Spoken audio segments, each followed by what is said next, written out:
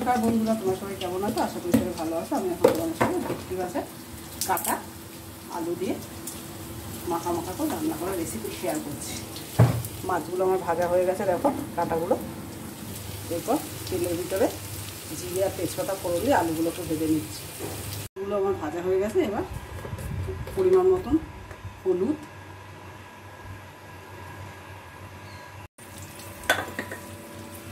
কাঁচা লঙ্কা বাটা, পেঁয়াজ বাটা, টমেটো, ধনে জিরে গুঁড়ো, আদা বাটা, রসুন বাটা আর গরম মশলা দিয়ে আমি মশলাটা দিয়ে কষিয়ে নেব।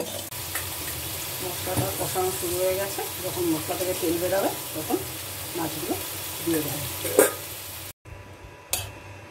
আমার মাছের মশলাটা কষানো হয়ে গেছে। এবার পরিমাণ মতো জল দিয়ে দিয়েছি। ঝোলটা মিনিট 5 মতন ফোটার পর তার ভিতরে ভেজে রাখা কাঁটাগুলো দিয়ে দেবো।